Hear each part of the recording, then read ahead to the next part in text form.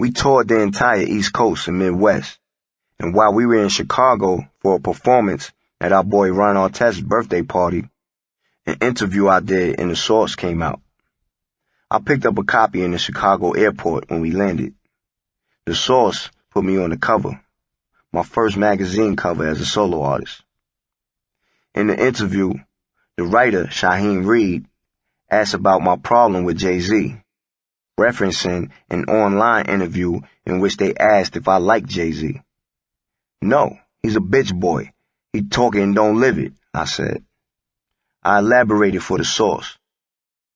Jay-Z has a quote in his song, Money Cash Hoes, where he claims, New York been soft ever since Snoop came through and crushed the buildings. I'm trying to restore the feelings.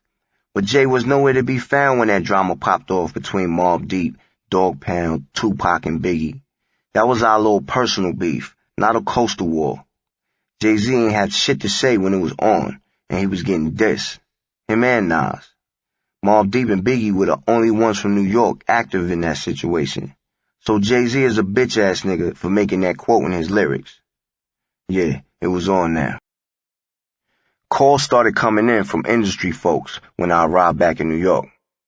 Jay-Z is upset because of what you said about him.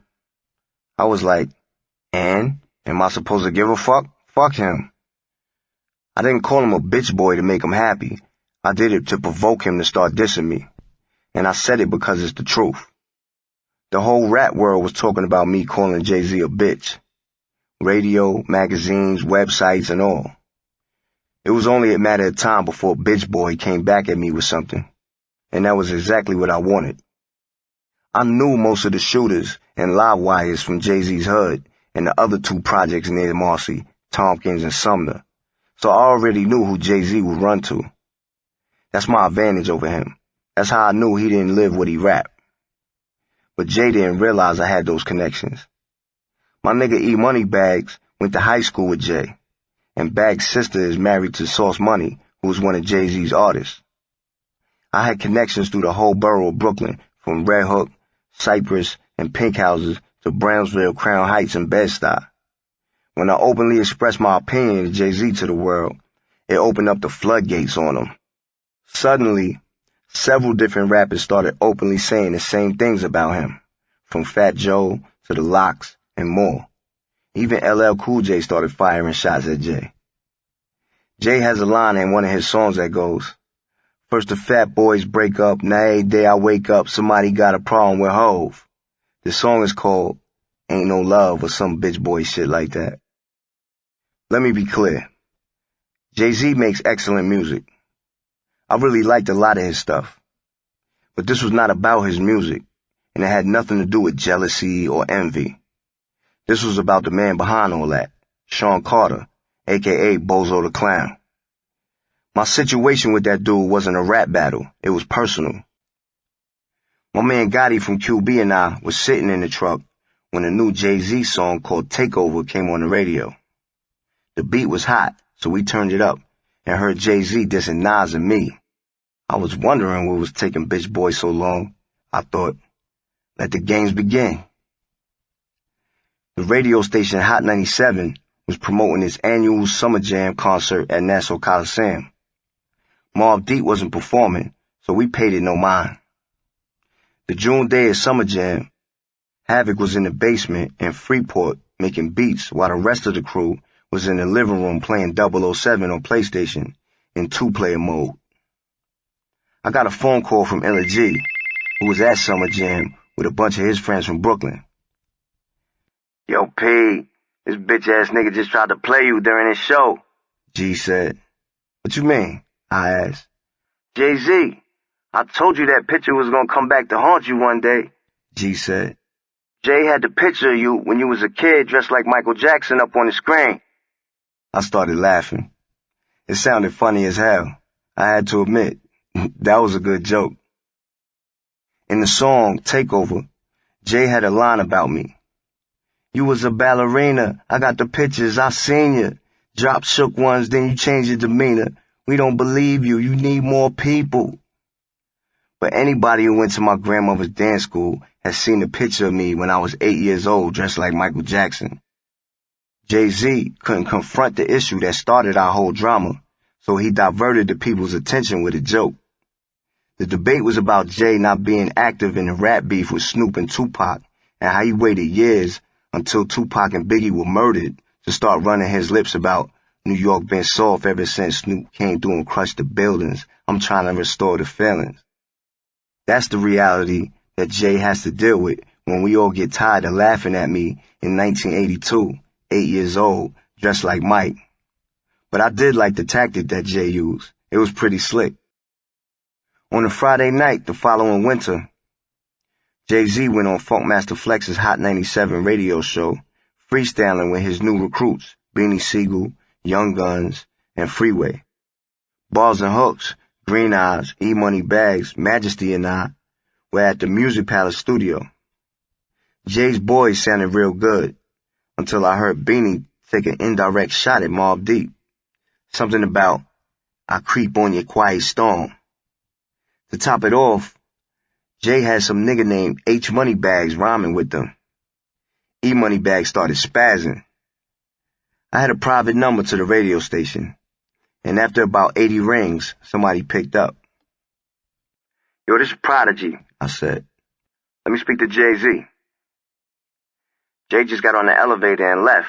You just missed him, the person on the phone said. Go catch him and tell him Prodigy on the phone. Okay, I'm gonna try. Hold on. 5 minutes later, Jay got on the phone. What's up? Jay said. Yeah, what up, nigga? I said. Hold on, somebody wanna talk to you. Bags was asking for the phone, so I handed it over. Yo, what's up? It's E-Money Bags. How you got some dude up there using my name? You know me, nigga. Who the fuck is H Money Bags? So, what are you trying to say? Jay asked. What am I trying to say? You know what the fuck time it is with me, nigga. Don't try to act like you don't know how I rock, Bags said. Bags went to high school with Jay, and they know each other very well. This is what you called me for? Jay replied. Oh, now you acting tough, Bags said. You tough now? You know I'm gonna see you now, right? Say no more then, Jay said. Say no more? Alright, so when I see you, you know what it is. Say no more, Jay said. Heading back to the hotel room on Sunset, I thought, I wonder if Lil' Kim and them are okay. So I called Kim, and she said that I should come hang out at her hotel later.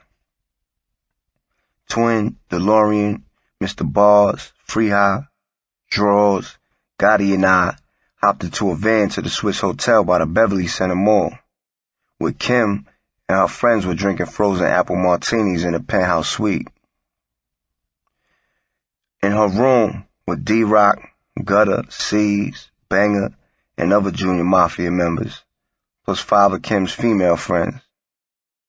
Her hotel room was crowded, so Free High got one of her girlfriend's numbers and then we left.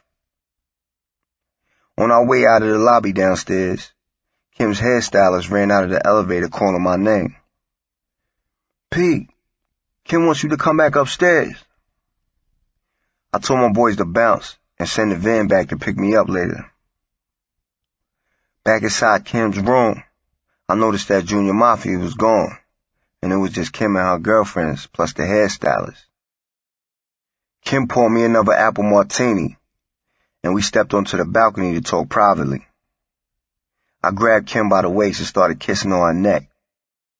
I thought about Mary J. Blige and decided to play this situation differently. Stop, not right now, Kim said. There are too many people up here. I understood what she meant, but I kept trying to sex her right there on the balcony. After 5 minutes of us failing on each other, I fell back because it was obvious she wasn't trying to let me hit right then and there. But the things she told me let me know for sure that I can get with her at some other time. After an H&IC promo tour throughout the tri-state area and down the East Coast in October 2001, I took a bunch of my boys to Puffy's restaurant, Justin's, on 21st Street in Manhattan, down the block from Soundtrack Studios. Drinking champagne while checking out the scene, the rapper Queen Pen spotted me and asked me to dance. more the type to lurk in the cut, watching my surroundings. I wasn't big on dancing, but for Queen Pen, I made an exception. While we were grinding on each other, she started sucking and tongue-kissing my ear. I was a bit shocked. We had done a song together a year or two earlier, but it was strictly professional. After she molested my ear, the DJ made an announcement. Big shout out to Jay-Z and Jermaine Dupri up in the spot. I see y'all. I walked over to my people. Where's Jay-Z? I asked, surveying the shadows of Justin's. I don't see him. So we lined the front door of Justin's on both sides. We weren't gonna let Jay-Z leave without dealing with us first. Yo, P, we gonna beat the lips off Jay's face soon as we see him. Godfather Nitty and Nitty's cousin Kiko all assured me. Kiko had a gun on him and wanted to shoot Jay. No, it's not that serious, I said. We just gonna beat him up. Gonna pull that gun out. Through the crowd, I saw Jay and Jermaine walking with 3 bodyguards towards us. Jermaine Dupri was aware of my beef with Jay and visibly shook, started speed walking with his bodyguards when he saw me. He quickly hightailed it out the door. Jay-Z spotted us lined up at the door waiting for him. Then from about 2 yards away, he extended his hand to shake mine. It ain't no beef, Jay said. It's just music, man, no drama. Oh yeah? I said, shaking his hand. I just wish you would have spoken to me before you said those things about me in the source, he said. But it ain't no beef, alright? Yeah, okay, cool, I said, and let him walk out the club. Keep in mind that I let him walk out. Queen Pen is my witness. I could have changed Jay's future that night, but I chose not to. Jay put the white flag up, and his cop-out made me instantly realize that he wasn't no threat. He's just a big stuffed animal, a camel to be exact. I got serious beef for real gangsters. Jay's just a waste of my time.